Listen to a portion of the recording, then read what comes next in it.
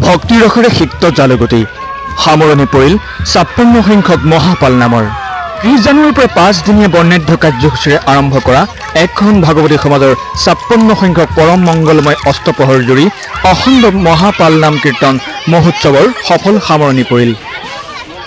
অসমৰ বিভিন্ন জিলাৰ পৰা অহা ভক্তসকলে আজি অশ্ৰু নয়নেৰে নিজ গৃহলৈ উভতিল নাম কীৰ্তন তথা ভক্তিৰসে মুখৰিত হৈ থকা ৰমাকান্ত মুক্তি এটা সমন্বয় ক্ষেত্ৰৰ পৰা। পুৱাৰ ভাগত উলিওৱা বৰ্ণিল শোভাযাত্ৰাৰ অন্তত ৰাজ্যৰ বিভিন্ন প্ৰান্তৰ পৰা অহা হাজাৰ হাজাৰ ভকতে নাম প্ৰসংগৰে সমগ্ৰ মানৱ জাতিৰ কল্যাণৰ বাবে প্ৰাৰ্থনা জনালে।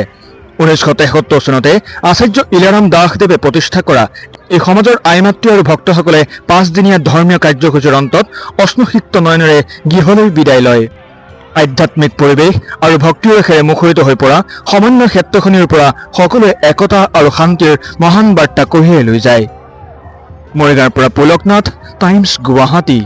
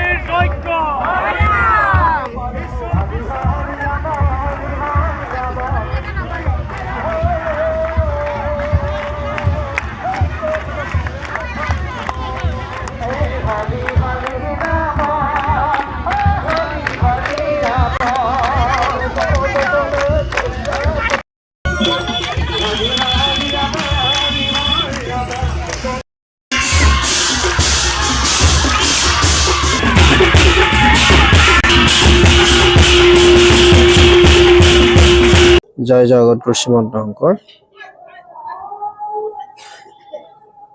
সৰ্বপ্ৰথমতে আপোনালোকৰ এই ছ'চিয়েল মিডিয়াৰ যি আপোনালোকৰ আছে আপোনালোক আটাইলৈকে আমি আন্তৰিক ধন্যবাদ জনাইছোঁ। ইতিমধ্যে আমাৰ ৫৬ সংখ্যক পৰম মংগলময় অষ্টপ্ৰহৰ মহাপাল নাম কীৰ্তন মহোৎসৱ লগতে আচাৰ্য ইলাৰাম দাস আধ্যাত্মিক প্ৰকল্পৰ আধাৰশিলা স্থাপন কাৰ্যসূচী আছিলে আৰু এই অনুষ্ঠানৰ আজি চতুৰ্থ দিনৰ কাৰ্যসূচী পৰম মংগলময় অষ্টপ্ৰহৰ মহাপাল নাম কীৰ্তনৰ সামৰণি হ'ল ৰাতিপুৱা ৬ বজাত আৰু সামৰণিৰ অন্তত আশীৰ্বাদ প্ৰদান অনুষ্ঠান হ'ল আৰু ইয়াৰ পিছতে আমাৰ বৰ্ণাঢ্য অনুষ্ঠান ভাগৱত শোভাযাত্ৰা এই কাৰ্যসূচী ইতিমধ্যে আমাৰ সফল সমাপ্তি হ'ল আৰু আজি নিশালৈকে চতুৰ্থ দিনৰ কাৰ্যসূচী হিচাপে আজি নিশালৈকে আমাৰ সাংস্কৃতিক অনুষ্ঠান আছে, দিহানাম প্ৰদৰ্শন, নৃত্য গীত আৰু লগতে আকৰ্ষণীয় অনুষ্ঠানটো হৈছে আমাৰ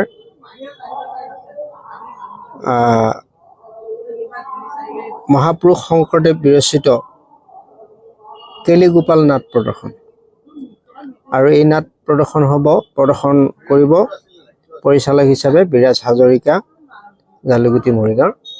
তেখেত বিদ্যাৰ্থী সমাজৰ এজন বিশেষ বিষয়ববীয়া আৰু এই নাটত আমি সমূহ ভক্তপ্ৰাণ ৰাইজৰ উপস্থিতি আন্তৰিক সহযোগিতা আমি কামনা কৰিছোঁ আৰু আজিৰ যি মহাপাল নাম কীৰ্তন মহোৎসৱ আধ্যাত্মিক যি অনুষ্ঠান আমাৰ ভাগৱতী সমাজৰ সৰ্বোচ্চ আধ্যাত্মিক অনুষ্ঠান, এই অনুষ্ঠান পৰা যথেষ্ট সংখ্যক ভক্ত ইতিমধ্যে আমাৰ এই অনুষ্ঠানৰ পৰা অশ্ৰুসিক্ত নয়নেৰে বিদায় মাগিছে। এই চেগতে অসমৰ বিভিন্ন জিলাৰ পৰা অহা যিসকল ভক্তই আহি এই অনুষ্ঠান ভাগি সহযোগিতা কৰি সাফল্যমণ্ডিত কৰিলে সকলোকে আমি আন্তৰিক অভিনন্দন জনাইছোঁ আৰু বাকী অনাগত দিনৰ এই ৩ দিনৰ যি কাৰ্যসূচী আছে আমাৰ আজি নিশা নাট প্ৰদৰ্শন, ইয়াৰ পিছত অহা কাইলৈ দিনৰ কাৰ্যসূচী আছে, পৰহি কাৰ্যসূচী আছে। সমূহ কাৰ্যসূচী যাতে সফল হয় সকলো ভক্তৰ আন্তৰিক সহায় সহযোগিতা আমি কামনা কৰিছোঁ। আমি অতি দুঃখিত আমাৰ যিজনা গুৰু আচাৰ্য ইলাম দাস তেখেতৰ স্মৃতিত আমি আচাৰ্য ইলাম দাস আধ্যাত্মিক প্ৰকল্প হিচাপে আমি এটি প্ৰকল্পৰ নিৰ্মাণৰ ব্যৱস্থা কৰিছোঁ। অসমৰ মাননীয় মুখ্যমন্ত্ৰী যশস্বী মুখ্যমন্ত্ৰী ডক্টৰ হিমন্ত বিশ্ব শৰ্মা ডাঙৰীয়াই আমাৰ এই প্ৰকল্পলৈ ইতিমধ্যে 5 কোটি টকা আবণ্টন দিছে আৰু সেই প্ৰকল্পটোৰ আধাৰশিলা স্থাপন কৰিবলৈ অসমৰ মাননীয় মুখ্যমন্ত্ৰী মহোদয়ক আমি আহ্বান জনাইছিলোঁ। তেখেতে দিয়া সময়সূচী অনুযায়ী আমাৰ যোৱাকালি পৰহি দিনা এই অনুষ্ঠানটো কৰাৰ কথা আছিলে, কিন্তু অনিবাৰ্য কাৰণবশতঃ মুখ্যমন্ত্ৰী মহোদয়ে আমাৰ ইয়াত উপস্থিত হ'ব নোৱাৰিলে, কাৰণ ভাৰতৰ গৃহমন্ত্ৰী ডাঙৰীয়া আহি অসমত উপস্থিত হ'ল, যাৰ কাৰণে মুখ্যমন্ত্ৰী মহোদয়ে তাত তেখেতৰ লগত ব্যস্ত থাকিবলগীয়া হোৱাত আমাৰ এই অনুষ্ঠানলৈ আহিব নোৱাৰিব বুলি তেখেতে আমাক জনালে। পৰৱৰ্তী পৰ্যায়ত তেখেতে নিশ্চয় আমাক এটা নিৰ্দিষ্ট সময় দিব আৰু সেই সময়ত আমি এই আধাৰশিলা প্ৰকল্পৰ আধাৰশিলা অনুষ্ঠানটি আমি কৰিম আৰু মাননীয় মুখ্যমন্ত্ৰী মহোদয়ৰ জৰিয়তে আমি আধাৰশিলা প্ৰকল্পৰ আধাৰশিলা স্থাপন কৰিম। আমাৰ সমিতিৰ তৰফৰ পৰা আমি এইখিনি ৰাইজক অৱগত কৰিছোঁ। জয় জগতগুৰু শ্ৰীমন্ত শংকৰ। আমি ইতিমধ্যে আপোনালোকে এটা অনুষ্ঠানলৈ নিশ্চয় আহিছে। অসমৰ বিভিন্ন প্ৰান্তৰ পৰা ভকতসকলৰ সমাগমো দেখিছে আৰু ভকতসকলৰ যিখিনি আধ্যাত্মিকভাৱে ইয়াতে আমাৰ মহাপুৰুষীয়া যিটো শুদ্ধ ধৰ্ম পৰম কৃপালু আচাৰ্য বাবছৰে এককভাৱে বহুত কষ্টৰ ফলত আজি অসমৰ পিছপৰা মানুহখিনিক এটা আধ্যাত্মিকভাৱে আগবঢ়াই নি অসমৰ তথা ভাৰতবৰ্ষৰ বা বিশ্বত আজি যিটো এটা সুন্দৰভাৱে যে মহাপুৰুষ গুৰুজনাৰ যিটো জাতি ভেদ পথাৰ পৰা ধৰি বা মানুহ হিচাপে মানৱতা খাতিৰত আমি যেনেকৈ ঈশ্বৰ উপাসনা কৰিলে আমি ঈশ্বৰ প্ৰাপ্তি হ'ব পৰা যিটো শক্তি, এইটো সাধাৰণ মানুহখিনিৰ মাজতে দি থৈ গ'ল, এইটো আপোনালোকে দেখিছে। আৰু আচাৰ্য বাবছৰে মহাপুৰুষীয়া শুদ্ধ ধৰ্মৰ লগত তেওঁ নিজেও এটা অতি শক্তি আৰু বাগ্মী হিচাপে আমাৰ মাজলৈ শংকৰদেৱ গুৰুজনাৰ যিটো বিৰচিত গুণমালা কীৰ্তন, এইটো অতি আকৰ্ষণীয়।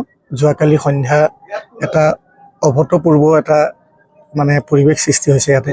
সেই গুণমালা কীৰ্তন বাবছৰে নিজৰ সাধনাৰ বলত তেওঁ এই সুৰ নিগৰাই আনিছিল আৰু এই গুণমালা কীৰ্তনে আচলতে গোটেই অসমৰ আমাৰ আধ্যাত্মিক সমাজখনক এটা সাংঘাতিক ধৰণে আকৰ্ষণ কৰে। গুণমালা কীৰ্তনটোৰ লগত তেওঁলোকৰ এটা প্ৰাণ থাকে আৰু যোৱাকালি সেইটো দেখিছে, অসমৰ ৰাইজেও দেখিছে। আৰু অষ্টপ্ৰহৰ মহাপালনাম কীৰ্তনৰ মহিমা আৰু শক্তি, তাৰ যিটো আচল মানে আধ্যাত্মিক তত্ত্ব, এই সাধুসকলে গোটেই দিন ৰাতিপুৱা 4 বজাৰ পৰা পিছদিনা ৰাতিপুৱা 5 বজালৈকে একেৰাহে এই নাম ইয়াতে প্ৰকাশ কৰালে। জালুগুটি এই জেগাটোৱেই নহয়, এই গোটেই অঞ্চলটোত যিমানলৈকে নাম বস্তু বিলীন হৈছে তালৈকে বায়ুমণ্ডল শোধিত হৈছে বৰ্তমান সময়ত। আৰু উঠি অহা নৱপ্ৰজন্মৰ কাৰণে এটা খুব সুন্দৰ দৰ্শন আমাৰ এই সমাজটোৰ পৰা যায়, বিদ্যাৰ্থী সমাজৰ তৰফৰ পৰা যায়। আমি ইয়াতে ৰক্তদান শিবিৰ এটা আপোনালোকে দেখিছে আমি গতানুগতিকভাৱে কৰি অহা হৈছে। গতিকে খুব ভাল লাগিল। ভকতৰ পদধূলা পালোঁ, দুখীয়া নিচলাকে আদি কৰি উচ্চ নিচ বা ধনী মানি সকলোবিলাক যি যেনেকৈ পাৰিছে নামখনলৈ এবছৰ আগৰ পৰা আমি অষ্টপলৈ যাম বুলি সকলোৱে এটা বিৰাট ডাঙৰ পৰিকল্পনা কৰে। আৰু তাৰে আজি আমি যদিও কাৰ্যসূচী আমাৰ শেষ হোৱা নাই, কিন্তু মূল কাৰ্যসূচী কিছু আমাৰ হৈ গৈছে। অলপ কিছু সময়ৰ পিছত আমাৰ সাংস্কৃতিক অনুষ্ঠান আয়োজন হ'ব। আমাৰ এখেতে ইতিমধ্যে জনাইছে কেলিগোপাল এখন ৰাষ্ট্ৰীয় নাট ইয়াতে হ'ব আৰু অহা কালিৰ পৰা শৰণ ভজন আছে। পৰহিলৈ আমাৰ সাধনাৰ মূল বস্তু আমি যিহেতুকে বাবছৰে মহাপুৰুষীয়া শুদ্ধ ধৰ্মত ক'তো কুটি ৰখা নাই, যে যিটো আমি মালা বস্তু বুলি কওঁ, এই মালা প্ৰদান হ'ব পৰহিলৈ। তাৰ পিছতে আমাৰ ধৰ্মজ অৱতৰণ হ'ব। এতিয়ালৈকে কাৰ্যসূচী আমাৰ সপ্তাহ হোৱা নাই। যিসকল অসমৰ ভক্তবান বৈষ্ণৱে আমাৰ সমাজৰ তথা বিভিন্ন সমাজৰ পৰা বহু সংখ্যক আহিছে, ইয়াত এটা বৈকুণ্ঠলৈ ৰূপান্তৰ হৈছিল, তেখেতসকললৈ আমি কেন্দ্ৰীয় সমিতিৰ তৰফৰ পৰা আন্তৰিক শুভেচ্ছা জ্ঞাপন কৰিছোঁ, শ্ৰদ্ধা জনাইছোঁ। ভাল লাগিল, আমিও তেখেতসকলৰ শুশ্ৰূষা কৰিবলৈ পালোঁ, যিমানখন পদধূলা পালোঁ। আপোনালোকেও যথেষ্ট আহি পেলাই এইটো প্ৰচাৰ প্ৰসাৰত যিখিনি সহায় কৰিলে, আমি আপোনালোককো আমাৰ কেন্দ্ৰীয় সমিতিৰ তৰফৰ পৰা ভক্তসকলৰ পৰা আমি আন্তৰিক শুভেচ্ছা ধন্যবাদ জ্ঞাপন কৰিছোঁ। আপোনালোকলৈ এটাই আমাৰ মাত্ৰ অনুৰোধ, এনেকুৱা আধ্যাত্মিক অনুষ্ঠান য'তেই নহওক কিয় পাৰিলে আপোনালোকে অলপ গুৰুত্ব সহকাৰে প্ৰচাৰ প্ৰসাৰ কৰাটো আপোনালোকৰ এটা দায়িত্ব। ইমানকে কৈছোঁ আৰু বিশেষ নকওঁ, গতিকে ভাল লাগিল।